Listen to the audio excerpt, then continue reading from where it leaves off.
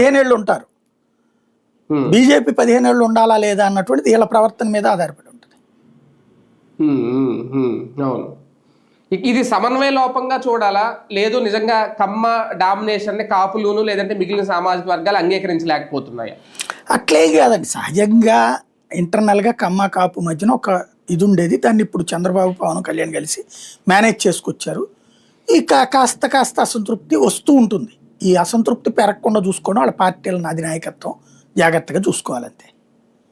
చూసుకోకపోతే నష్టపోతారు.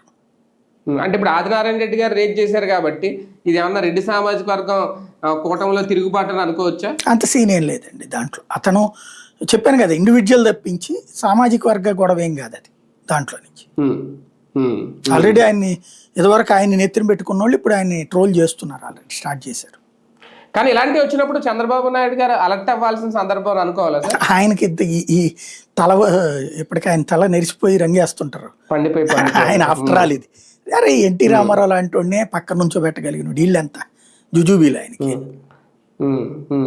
అంటే మొన్న మీరు అన్నట్టు విష్ణు కుమార్ రాజు గారు లాంటి వాళ్ళు కూడా అన్నది బీజేపీ అవసరం, బీజేపీ లేకపోతే అసలు కూటమి అధికారంలోకి వచ్చి ఉండేది కాదు టీడీపీ అని. ఆల్రెడీ మీరు సోషల్ మీడియాలో చూస్తే బిగిన్ అయిపోయింది రివర్స్లో.